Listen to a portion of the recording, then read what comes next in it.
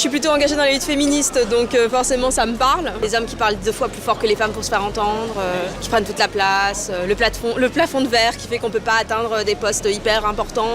Il y a des femmes dans les postes importants. C'est plus dur. Est-ce que vous avez déjà essayé? Tu veux qu'on travaille ensemble sur l'égalité salariale par exemple? Oui, pas de souci. Demain, traverse la rue en tant que femme. Je peux t'assurer qu'on n'est pas en sécurité. Je peux te parler d'inégalité. T'as en face de toi un couple. Non, mais t'as en face de toi un couple LGBT. Deux femmes. Mais c'est quoi le rapport avec le patriarcat du coup? J'ai pas compris ça. Mais ce que je veux dire, le patriarcat met en avant les hommes, mais il y aura toujours même des hommes qui seront moins bien traités. Le patriarcat, c'est les hommes. Le patriarcat, c'est le groupe d'hommes justement. Ah ouais?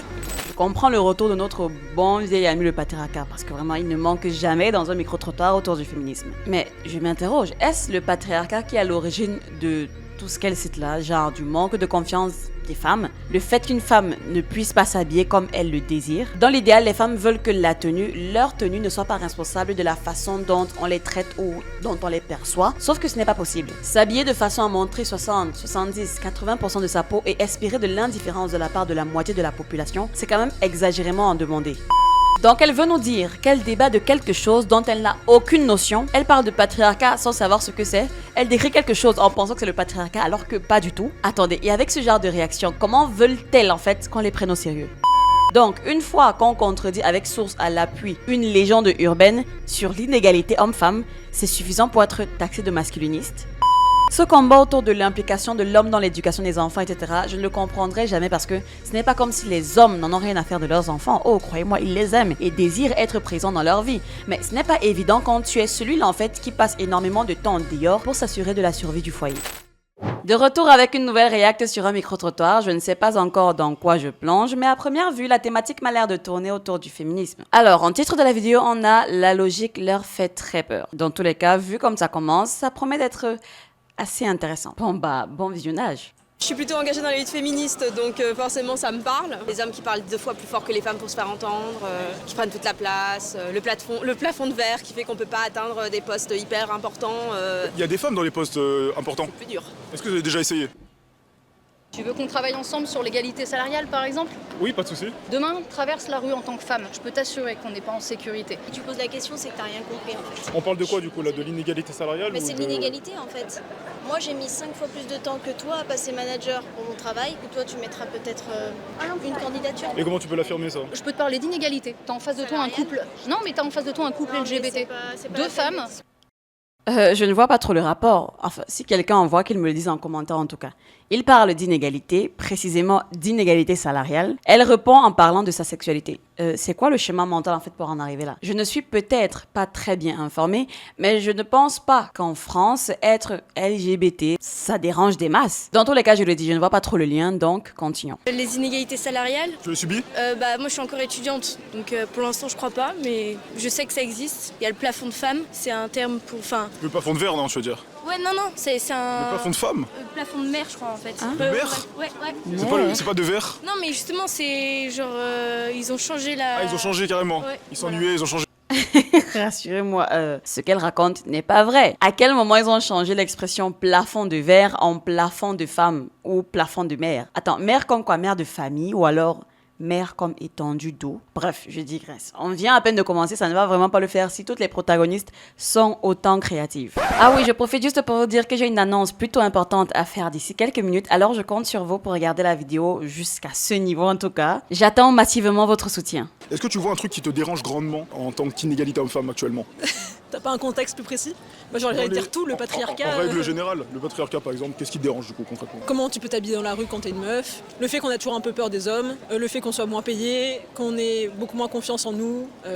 Ok, je comprends le retour de notre bon vieil ami le patriarcat, parce que vraiment il ne manque jamais dans un micro-trottoir autour du féminisme. Mais je m'interroge, est-ce le patriarcat qui est à l'origine de tout ce qu'elle cite là, genre du manque de confiance des femmes, vraiment, le fait qu'une femme ne puisse pas s'habiller comme elle le désire. En fait, concernant même la façon de s'habiller, des femmes précisément, je pense qu'à un moment donné, si autant de gens en parlent, ça ne peut pas toujours être eux le problème, mais forcément la tenue. Et là, je tiens à préciser que je ne parle pas de, on va dire quoi, de ces hommes qui ont un problème en règle générale avec le sexe féminin, mais vraiment de l'homme normal du quotidien qui vit sa vie tranquille, mais qui, au quotidien, est parfois agressé visuellement par certaines tenues trop révélatrices. Ça ne date pas d'aujourd'hui qu'on sait que le corps de la femme est désiré, été adulée et donc sexualisée. Sur la base de ce postulat, je trouve ça assez hypocrite ou du moins inconscient au choix, de dire que je veux m'habiller comme je veux, que ce soit à moitié nue ou totalement couverte, et ne pas assumer ou accepter la conséquence qui découle du fameux choix vestimentaire. À l'échelle individuelle, il est nécessaire de comprendre que ce n'est pas au monde de changer pour nous. Dans l'idéal, les femmes veulent que leur tenue ne soit pas responsable de la façon dont on les traite ou dont on les perçoit, sauf que ce n'est pas possible. S'habiller de façon à montrer 60, 70, 80% de sa peau et espérer de l'indifférence de la part de la moitié de la population, c'est quand même exagérément en demander. C'est sûr et certain, d'aucuns vont les ignorer, d'autres vont les regarder et les juger, et ce, dans tous les angles imaginables, d'autres vont les désirer et ça va s'arrêter là, et une autre partie va les désirer et leur imposer leurs désirs. C'est d'eux dont il faut se protéger en limitant les risques à l'échelle individuelle, et ça passe par ne pas, dans la mesure du possible, se balader à moitié nu. Et pour ceux et celles qui voudraient me signaler en commentaire que le vêtement n'est pas forcément le véhicule ou le lien de l'agression, c'est aussi vrai. Mais quitte à choisir, je préfère ne pas donner de raison à ceux qui seraient tentés à cause de mon vestimentaire. Comme je l'ai dit, travaillons à l'échelle individuelle. Mais bon, là encore, on va dire que je suis contre le progrès, contre la liberté. Bref, vous faites comme vous voulez, du moment que vous prenez vos responsabilités. Voilà, on ne va pas s'attarder sur le sujet. Je sais pas. Est-ce que tu penses que le fait que c'est plus compliqué de vous balader pour vous le soir dans la rue, etc., c'est dû au patriarcat? Est-ce que tu penses que c'est la société qui le permet? Ou bien c'est juste certains hommes qui s'octroient certains droits? C'est pas forcément la société qui l'autorise, c'est les gens, quoi. Je pense que c'est la société qui forme les hommes. Et du coup, les hommes créés par cette société vont devenir un peu mauvais. Mais il y a certains hommes qui vont être, qui vont remettre en cause cette société, et du coup, qui vont devenir bons, woke, je sais pas comment on dit. Et juste d'autres qui sont... Bon et woke, ça existe. Bref, je ne sais pas où elle est en train d'aller, mais sa conclusion me laisse perplexe. Enfin, son développement surtout me laisse perplexe. Déjà, on note dans sa réflexion que la société ne crée que des hommes mauvais, et ce sont ces hommes qui, plus tard, individuellement se posent, réfléchissent et remettent en question la société. Sans ce processus, apparemment, tout homme qui naît sera forcément mauvais. Ok. Mais est-ce qu'elle sait que ce qu'elle dit suppose que de la naissance jusqu'à, je sais pas, début de l'adolescence, les mamans éduquent mal leurs garçons, donc la faute reviendra aux femmes. Et après, ce sera au tour de l'école et des institutions qui vont donc achever le travail en cristallisant le projet fabriquer des mini Jeffrey Dahmer. Et par ricochet, ça suppose que la société ne crée pas de femmes mauvaises, étant donné que le méchant de l'histoire, c'est l'homme. Waouh, attends. Le nombre en fait de théories douteuses qui pourraient ressortir de son argumentaire est juste alarmant, et je doute qu'on s'en sorte sur ce terrain glissant. Non, ça va pas ensemble. C'est-à-dire... Mais genre en mode, il y a juste... Bon, moi je suis pas woke et pourtant je suis bon. Moi je sais pas, Très je bon te connais même. pas. Bah oui, bien sûr, t'inquiète pas. Je sais pas, j'en sais rien, mais... Après je peux en Sourcé. sortir 2 sur les chiffres par exemple. Bah justement, est-ce que tu te permets justement d'apporter un argument, mais Sourcé par exemple si vous voulez. Sourcé par exemple, il y a des chiffres qui prouvent qu'il y a 22% à peu près d'inégalité salariale. Après bon, il y Des a... chiffres de quoi? C'est du picking que tu fais. Tes chiffres, tu les tiens de Ah oui. Là on parle de l'INSEE, la statistique qui est très connue d'ailleurs. D'accord, Et mais elle sort le 22%, moi. tu trouves ça normal? 22%, c'est quand même... Ah oui, ça va dans votre sens jusqu'à là, parce que j'ai pas terminé. Voilà, donc c'est 22% qui explique justement effectivement une inégalité parce que les femmes et les hommes ne font pas déjà les mêmes métiers, ils sont pas dans les mêmes secteurs. Travaille pas dans les mêmes secteurs. Toi, t'es masculiniste? Ah bah non. Et d'ailleurs, je Attendez, c'est quoi ce raccourci? Il a commencé à leur parler de chiffres, de stats, d'organismes connus qui s'occupent justement de faire la lumière sur certaines statistiques. Bon, à noter qu'il faut quand même toujours prendre ces chiffres avec des pincettes. Mais dans tous les cas, il leur a donné un chiffre plutôt concret. Mais elle botte en touche et lui demande s'il est masculiniste. Où est le rapport? Donc, une fois qu'on contredit avec source à l'appui une légende urbaine sur l'inégalité homme-femme, c'est suffisant pour être taxé de masculiniste. Du coup, est-ce que ça fait de moi une masculiniste? Ça me donne soudainement une idée de vidéo plus sérieuse pour le coup. Donc, si vous n'êtes pas encore abonné, c'est le moment de le faire pour ne pas la manquer. Ok, pause. Petite parenthèse hyper importante. Je vous annonce la création de Ekima 2.0. Si sur Ekima, nous avions l'habitude de souligner ensemble les problèmes auxquels la société, donc les hommes et les femmes, font désormais face, sur Ekima 2.0, nous allons rentrer en profondeur, explorer et exposer ces réalités qui pourraient passer inaperçues, toujours sans tabou et avec le minimum de filtres possible. On ne s'éloigne pas du sujet, on l'approfondit et l'élargit, donc ce sera avec plaisir que je vous attendrai là-bas. La chaîne est déjà disponible et avec elle une vidéo prête, qui est d'ailleurs la suite approfondie de cette vidéo React, qui explore à la racine le problème central mais invisible, qui est à l'origine du déclin actuel des institutions occidentales. La vidéo n'attend que vous, le lien est dans la description de la vidéo et en commentaire épinglé, alors je vous invite à aller la regarder et à vous abonner massivement sur cette chaîne secondaire, ça me ferait super plaisir. pense pas qu'il y ait réellement de... Bah non, si je vous pose la question et que je l'ai dit tout à l'heure, c'est que non. T'es ni féministe. Et on peut ni terminer féministe. sur ce qu'on disait peut-être. Je sais qu'il y a des gens qui sont vraiment très extrêmes à Lyon, qui commencent à se teindre les cheveux en couleur multicolore pour essayer de protester contre les inégalités hommes-femmes. Je sais pas si ça sert à grand chose. Bah au moins ça attire l'attention. Ça attire l'attention. Parce que c'est vrai que des fois c'est en provoquant qu'on parle du sujet. Mais ceux qui provoquent généralement, ils n'ont pas la capacité cérébrale pour essayer de détailler leurs propos malheureusement. Lui, là, il est venu pour abattre. Dans tous les cas, c'est pas moi qui vais lui donner tort. Ok, c'est certain que se teindre les cheveux en bleu, rose, peu importe, ça attire l'attention, c'est vrai. Mais une fois que tu l'as l'attention, il faut structurer ta pensée, ton discours, pour pas que les gens pensent que tu fais tout ça par ennui, pour faire croire que tu es différent. Parce qu'à un moment donné, c'est ça que ça donne comme impression. Ok, on ne nie pas qu'à certains niveaux, les connards existent et qu'ils sont champions olympiques pour créer des problèmes autant aux femmes qu'aux hommes. Hein. Mais c'est pas en se teignant les cheveux pour dénoncer ce genre de comportement que ça va changer le comportement de ceux-là qui sont eux-mêmes des cas sociaux. Enfin, va falloir trouver autre chose, c'est juste ce que je dis. Vous êtes une mère célibataire. En plus, généralement, les femmes célibataires ont plus la charge de l'enfant que l'homme. Mais même en couple, les femmes ont plus la charge de l'enfant que l'homme en général. Ouais, généralement, ouais. Après, ça dépend. Il y en a que ça dérange, il y en a que ça fait plaisir. Vous, ça vous a dérangé? Bien sûr. Ah, vous auriez préféré que ce soit qui l'école qui garde votre enfant? La crèche, l'école? Moi, je pense que la Je le coupe un peu avant qu'il ne démarre son argumentaire, mais c'est pour dire en fait quelque chose qui me démange. À un moment donné, il faut voir les choses en face. Les féministes ont tendance à se plaindre en disant que le rôle qu'a la femme aujourd'hui, c'est un rôle qui lui est imposé, qu'elle n'a pas choisi. Au choix, elle ferait autre chose. En gros, le rôle de celle qui tient la maison, de celle qui s'occupe des enfants, etc. Mais j'aimerais qu'on soit réaliste 2 secondes. Comment tu imposes à une femme d'être maternelle? Comment? Expliquez-moi. On a tous, autant que nous sommes, déjà entendu des exemples de mères qui ne voulaient pas de leurs enfants et qui, pour cette raison-là, ont soit mis fin au jour de l'enfant en question, peu de temps après la naissance, soit ont abandonné l'enfant ou ont fait autre chose pour ne pas en fait se retrouver avec l'enfant, car nous ne voulons pas conserver ce fardeau. Et donc elle ne ressentait en elle aucun instinct de protéger quoi que ce soit venant de lui en fait. A contrario, combien de femmes aussi on connaissait qui peut-être de base n'étaient pas très chaleureuses, se sont transformées en de véritables boules d'amour une fois qu'elles ont mis au monde l'enfant qui était dans leur ventre. L'instinct maternel ne se force pas, tu l'as ou tu ne l'as pas. Et je ne pense pas que des hommes et des femmes, c'est l'homme qui lui n'a pas porté cette vie en lui, qui sera capable de l'aimer et de le protéger mieux que celle qu'il a fait. Donc, à un moment donné, mesdames, qui voulez-vous qu'il s'occupe de vos enfants à 100%? L'école, la crèche, comme il dit, un peu de sérieux. Donc, vous allez mettre au monde un être humain et vous allez confier son éducation, son évolution à des gens en fait qui ne sont liés à lui d'aucune façon. Ok, bon, quelles sont les chances pour que cet enfant grandisse dans de bonnes conditions? Regardez seulement en fait les animaux. Outre des cas spécifiques et rares où les femelles sont appelées à être plus souvent hors du nid, dans la plupart des espèces, ce sont les femelles qui élèvent des enfants, ce sont les femelles qui tiennent le foyer. Ce combat autour de l'implication de l'homme dans l'éducation des enfants, etc., je ne le comprendrai jamais parce que ce n'est pas comme si les hommes n'en ont rien à faire de leurs enfants. Oh, croyez-moi, ils les aiment et désirent être présents dans leur vie. Mais ce n'est pas évident quand tu es celui-là en fait qui passe énormément de temps dehors pour s'assurer de la survie du foyer. Bon, nous ne sommes qu'à 3 minutes. J'espère qu'on va s'en sortir. Moi, je pense que la meilleure chose, c'est que l'éducation soit faite par les parents. Je suis...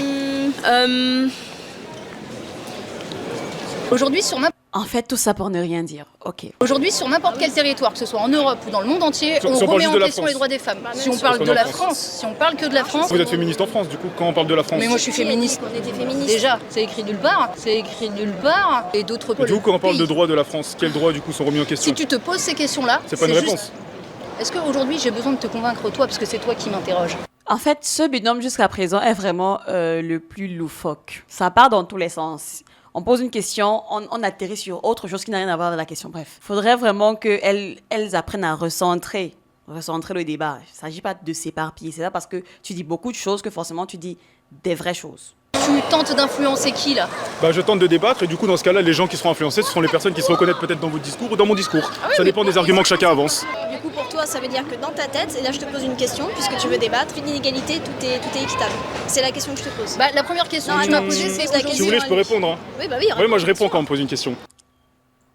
Oh En fait, ça tire à balles réelles, là. Ça tire à balles réelles. Et du coup, le patriarcat, en règle générale, ça te dérange. Comment est-ce que tu définirais, du coup, le patriarcat? Qu'est-ce que c'est pour toi? Bah, c'est tout le système mis en place où les hommes sont mis sur un piédestal ou en tout cas ont beaucoup plus de pouvoir, d'argent, de richesse et qu'il y a des inégalités, ouais, je sais pas, dans la société. Je l'avais dit ici une fois que le seul souci, ou du moins la seule chose qui dérange le féminisme, entre guillemets, ou qui les horripile par rapport au patriarcat, entre guillemets, c'est vraiment le fait que ces femmes se plaignent du fait qu'elles n'accèdent pas aux postes les plus prestigieux, les plus reconnus, les mieux payés, le top de la hiérarchie, ces postes de commandement en règle générale. C'est vraiment là le problème de ces féministes. Quand elles ne sont pas celles qui gouvernent, quand elles ne sont pas celles qui ont tous les moyens, tout l'argent, tout le prestige, toute la reconnaissance. Parce que si ces femmes voulaient vraiment se plaindre du fait que les hommes soient un petit peu partout, du moins se dominent pratiquement tous les secteurs, elles devraient également se tourner vers des secteurs beaucoup moins reluisants, plaisants d'y être, des secteurs cachés,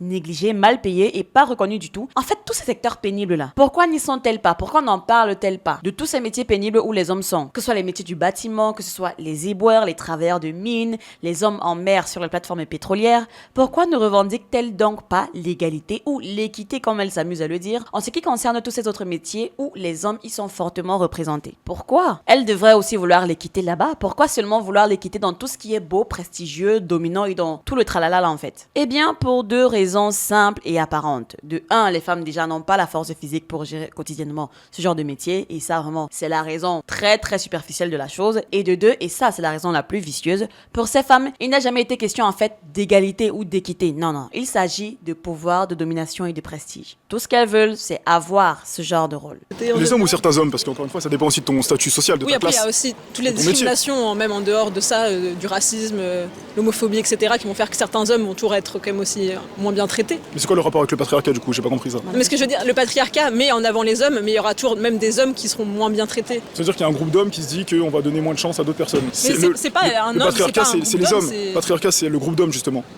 Ah ouais? Oh!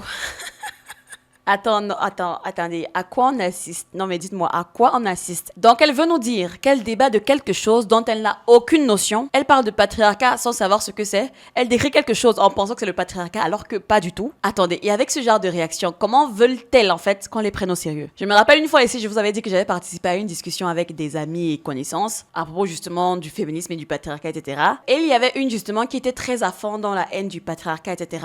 Et à un moment donné, dans sa réflexion, dans sa prise de position, on s'est tous demandé si elle savait ce que signifiait réellement le patriarcat. Parce que la définition qu'elle avait n'était pas du tout la définition du patriarcat. Genre, ce qu'elle disait du patriarcat, ce n'était pas ça le patriarcat. Parce qu'on peut tous avoir une idée quand on entend patriarcat, père, homme, etc. Mais est-ce qu'elle savait réellement ce que signifiait le patriarcat et comment se manifestait le patriarcat? Pas vraiment. C'est très important de savoir les termes qu'on emploie dans une discussion ou les termes qu'on défend ou qu'on incrimine dans une conversation. Sinon après, comment est-ce qu'on fait pour vous prendre au sérieux? Comment? Donne-moi la définition de patriarcat. Système dirigé par les hommes à tous les niveaux, tu vois, c'est au niveau économique, au niveau social, sur tous les plans en fait. Du coup, tu subis pas les inégalités salariales, mais tu y crois. Qu'est-ce qui te fait croire à ça? Bah enfin, tout le monde le sait, tout le monde le ressent. Non, tout le monde le dit surtout. C'est pratiquement déjà labellisé comme une propagande dans la sphère féminine et féministe. Parce que vraiment tout le monde le rabâche sans pratiquement jamais montrer de réelles preuves. Pas pour dire que ça n'existe pas, non. Il l'a dit, il a donné les statistiques des inégalités salariales. Mais c'est très inférieur à ce que proclame l'opinion publique féministe. C'est tout en fait. Si tu dis tout le monde, c'est ton entourage. Parce qu'ils pensent pareil que toi, mais il y a des gens qui sont pas de ton entourage qui pensent pas pareil que toi. Oui, mais pour moi, c'est un non-sujet. Et pourquoi? Qu'est-ce qui te fait croire à tout ça là? Dans la rue, j'en sais rien, il y a... Enfin, et puis même... J'ai toujours pas compris là, je t'avoue. non, mais je sais pas quoi dire moi. Les masculinistes qui viennent infiltrer les mouvements féministes aussi. Montez sur Paris, vous allez voir. Peut-être pas sur Lyon, mais montez sur Paris. Comment vous savez ça? Parce que j'ai jamais entendu ça. On vient de la région parisienne, on a fait pas mal de manifestations. Ok. Donc on a toujours été présents sur les manifestations. Et genre, c'est des gens, ils disent je suis masculiniste, ils viennent et ils cassent tout? Ils cassent tout, ou alors ils mettent. C'est le bordel, hein. C'est pas obligé. Mais comment vous savez que c'est des masculinistes? Quand on entend leurs propos, manifestement, c'est quand vous entendez des jeunes hommes, parce que c'est souvent des jeunes hommes, qui disent que les femmes ne sont pas à leur place dans la rue en train de manifester, qu'elles feraient mieux d'être au foyer en train de s'occuper de leurs enfants. Donc eux, c'est ceux qui viennent dans les manifestations et qui cassent tout? Pas forcément tout casser, mais qui viennent foutre le bordel et qui viennent provoquer. Et comment vous savez que c'est eux justement? Quand vous avez les... Quel âge tu as sans indiscrétion? Ça va pas rentrer dans le débat, c'est pas un argument. Quel âge tu as? Mais depuis tout à l'heure, je vous pose des questions. Moins de 30 ans ou t'as plus de 30 ans? Attendez. Mais alors, l'âge n'a tellement rien à voir dans un débat, surtout si l'interlocuteur en face est plutôt cohérent. Pourquoi cherche-t-elle à tacler son âge alors que des questions ont été posées plus haut et comme il le dit à un moment donné, elle ne répond pas ou du moins se bifurque. Mais tout d'un coup là, elle cherche à attaquer d'autres angles. Typique Typique. J'ai 45 ans. En vrai, ça n'a rien à voir dans le débat, il faut des arguments. Moi, en l'occurrence, je réponds aux questions que vous me posées depuis tout à l'heure. Vous n'avez pas répondu à beaucoup de questions là. Ah, vas-y, pose-moi une question. Qu'est-ce qui aujourd'hui fait que les femmes se sentent pas équitables? Mais je peux pas vous poser de questions. Imposer le congé paternité au père, mais de la même durée que pour la mère. Enfin, il y a pas mal de choses qui pourraient être vraiment Déjà, la faites. proposition, après l'imposer, je pense que c'est jamais une bonne chose d'imposer quelque chose à quelqu'un. Il faut. L'imposer carrément? Pour la mère, elle doit le prendre. Le père, s'il le fait pas, il ne créera pas de lien, le même lien avec l'enfant que la mère. Et c'est vraiment. Mais il peut pas être égaux sur les liens. La mère, vous avez accouché de l'enfant, vous avez un lien plus fusionnel avec l'enfant puisqu'il sort de vous. L'enfant, lui, il le sait pas forcément. Ah mais il le sait pas, c'est quelque chose plutôt d'instinctif. Mais même s'il y a les deux parents et que le père est autant présent que la mère. Non, je suis pas d'accord. Mais c'est pas le même type. Pour la mère, c'est quelque chose, pour le père, c'est une autre chose. Imaginons, il a une bagarre à l'école, il va plus aller voir son père. Alors qu'il veut de la sécurité, de l'amour, il va aller plus voir sa mère. Chose comme ça. Je suis pas certaine. Je pense que c'est une question d'éducation. S'il a une bagarre à l'école et qu'il va voir sa maman, ce serait peut-être pas très intelligent. Alors mon fils, c'est ce qu'il faisait. Mais évidemment que c'est ce que son fils faisait. Elle a mentionné qu'elle était une mère célibataire. Normal qu'il s'adresse à sa mère pour la totalité de ses problèmes. Sinon, à qui d'autre va-t-il s'adresser? En fait, à mon avis, ça ne dépend pas de l'éducation, mais de l'accessibilité de chacun des parents. En général, on sait que les pères sont plus durs, donc forcément, pour de la tendresse, c'est instinctif que l'enfant se tourne vers sa mère. Jusqu'à un certain âge, en tout cas, c'est la mère qui est le monde de l'enfant, mais après un certain âge, l'enfant sait instinctivement que s'il faut déjà engager ou désamorcer certaines situations, c'est au père qu'il faudra s'adresser. Bon, après, je pourrais me tromper. Vous n'avez qu'à me donner vos avis en commentaire, on pourra en débattre. Alors mon fils, c'est ce qu'il faisait. S'il a le choix qu'il peut aller voir le père ou la mère, c'est mieux d'aller voir le père parce qu'il sera plus dissuasif. Vous avez une vision de la famille très classique, je pense. Classique ou pas, j'essaie juste de dire des faits là. Quel est le problème du coup concrètement? Parce que je sais que les gens ils aiment bien dire ouais là il y a un problème ici, mais du coup est-ce que tu pourras me dire c'est quoi le problème? Si on a réellement, ça se trouve c'est juste quelque chose que vous aimez bien répéter et puis ça se trouve il n'y en a pas réellement. C'est devenu un peu le mot qui fait un peu peur en mode oh, les féministes elles font peur alors qu'en vrai on est tous féministes, vas-y. Non. Non mais non.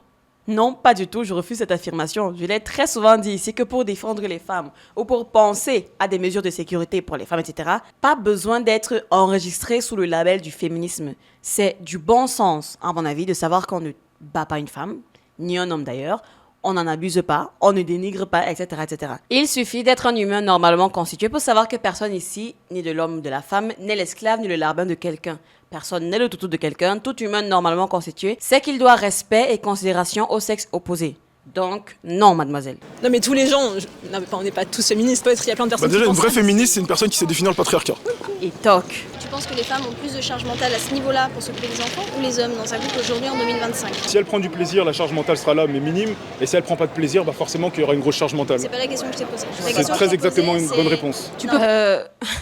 C'est très exactement ce qu'il a répondu. C'est une excellente réponse même, je trouve. Et mieux même encore, la réponse qu'il donne est applicable dans absolument tout ce qui est travail, tâches et responsabilités. Si tu prends plaisir dans le travail que tu as en ce moment, dans le travail que tu fais en ce moment, on est d'accord que faire des heures supplémentaires, mettre davantage du tien, ça ne te poserait pas tellement de problèmes. Le travail en lui-même, sans les heures supplémentaires, ne te poserait pas de problème. Mais lorsque tu n'aimes pas ce que tu fais, ça va soudainement commencer à peser lourd, pourtant ça reste le même travail. On va même prendre un exemple concret, l'enseignement. Je pense que tout le monde ici s'est déjà retrouvé dans une salle de classe et que tout le monde ici a déjà eu affaire à deux types de profs. Ceux qui aiment leur travail et ceux qui n'aiment pas leur travail. Ceux qui n'aiment pas leur travail en général trouvent ces rencontres pénibles, les rendent pénibles pour les apprenants, alors que ceux qui aiment leur travail venaient avec le sourire, traitaient les élèves avec considération et respect, étaient enthousiastes et faisaient de leur mieux pour amener la salle de classe, ou du moins amener la salle à ressentir le même plaisir qu'il a dans la matière, par exemple, qu'il donne. C'est le même métier pratiquement avec des horaires plutôt intéressantes, mais une personne qui n'aime pas ce métier trouvera que c'est une corvée pour lui d'en faire, par exemple, un petit peu plus que ce qui lui a été demandé, alors qu'un enseignant normalement est censé donner le max qu'il a parce qu'il forme les futurs humains de demain. On ne se rend pas compte en fait. D'ailleurs, big up à vous, mon père en est un. Ok, t'y crois parce que t'as envie d'y croire, un peu comme le Père Noël en soi. Pas du tout, mais ça existe. Comme le Père Noël. Mais pas du tout, ça n'a aucun rapport, genre c'est un truc sérieux. Toi, tu crois pas? Bah, j'ai aucune raison de le croire. Pourquoi? Tu crois pas qu'il y a des inégalités hommes-femmes? J'en vois là. Non. Et ça, je parle en connaissance de cause aussi. De toute façon, vous devez connaître aussi. Je connais des gens dans ma famille qui ont justement que leur maman, par exemple, et c'est pas la même relation, effectivement. C'est-à-dire que généralement, ils seront beaucoup protégés. Avec une seule maman, elle donne beaucoup d'amour, elle protège beaucoup les enfants. Et donc, les enfants, certaines fois, ils auront tendance à se dire, il manque quelque chose, effectivement, puisqu'il manque justement le père. Comme quand il y a que le père, il manque aussi la mère. Les deux sont fusionnels en quelque sorte. Ils apportent pas la même chose. Je sais pas quoi vous répondre. Et puis je sais pas où ça va finir tout ça, mais... Pourquoi les hommes ne pleurent pas? Ils devraient plus pleurer, ils devraient plus parler, ils devraient pas se cantonner à être des bonhommes. On est d'accord que ceux qui disent ça, c'est pas des gros bûcherons avec une grosse barbe, c'est ça que je veux dire en fait. Si. Moi, j'ai entendu Non, que des hommes le dire. aussi, ouais. Que des Bah, hommes. c'est des hommes un petit peu efféminés alors. Oh, qu'est-ce que ça veut dire ça? Un homme qui aura tendance à être plus féminin. C'est quoi être un homme efféminé pour toi? Non, mais il y C'est a un des homme qui a hommes, des- ça Ça va être des caractéristiques féminines. Caractéristiques féminines. Ah, je peux répondre ou pas? Parce que t'as en face de toi une femme masculine dans ce cas. Bah, Parce vous que avez j'ai une certaines- énergie plus masculine que féminine. Quel rapport? Tu penses qu'ils disent Mais comment ça, quel rapport? Non, mais pourquoi est-ce qu'elle s'offusque de ce qu'elle est? Attendez, soyons sérieux 2 minutes. Ce jeune homme a en face de lui 2 femmes. Attendez, c'est mieux que je rentre en arrière pour que vous puissiez encore les voir. Donc, je disais, il a en face de lui 2 femmes. Une qui, à distance, pourrait être reconnue comme étant une femme. Reconnue, je dis bien, physiquement. Et une autre qui, dans le vestimentaire, la coiffure, la carrure, sème le doute. Et elle s'offusque qu'on le lui fasse remarquer. Presque rien chez elle ne transpire la féminité, si ce n'est par exemple la voix. Et je pense, d'après ce que je vois, que c'est un choix. Personne ne lui a imposé la coiffure, le style vestimentaire, la carrure qu'elle a. Même si, disons, dès la naissance, elle était très garçon manqué, etc. Ça se travaille si le désir d'être plus féminine se ressent. Ça se travaille. Mais là, on n'a pas l'impression qu'elle a voulu vraiment travailler sur sa féminité. Au contraire même, elle a essayé, d'après ce que je vois, attention, de s'en échapper, de s'en éloigner, et libre à elle de faire ce qui lui plaît, attention. Mais s'offusquer quand on le lui fait remarquer, ça là, c'est le genre de mathématiques qui pour moi me fait juste mal à la tête. Masculine dans ce cas. Bah, Parce que vous j'ai avez une certaines- énergie plus masculine que féminine. Quel rapport? tu penses qu'ils disent Et c'est quoi être une femme d'après toi? C'est déjà ne pas être un homme, tu peux pas être une femme et un homme. Du coup, t'es une femme, et une femme, c'est quoi? C'est chromosome XX, né avec un corps de femme, du coup, un sexe féminin. Ok. D'accord. Du coup, vous êtes un peu masculin, vous faites... Pourquoi tu dis ça? Non, je suis... C'est quoi cette conclusion? Qu'est-ce que les gens ont avec la vérité et la réalité biologique des choses? Chromosome XX est égal à femme, c'est tout. Non mais attendez, où est-ce que nous sommes en train d'aller là? Moi ça m'effraie, hein. Est-ce qu'on peut aller voir les gens, donc comme je fais actuellement, sans être mascu? Est-ce que tu connais des gens qui ont des avis différents que toi, qui sont pas des mascus? Bah bien sûr, la majorité des gens. Eh ben nickel. Je pense que Il faut déconstruire tout ça. Quoi? Souvent j'entends ça, il faut déconstruire tout ça, j'entends beaucoup ça à Je Lyon. pense que c'est possible. Déconstruire, J'espère- déconstruire. J'espère que c'est possible. J'y crois fort. Je sais pas si c'est possible.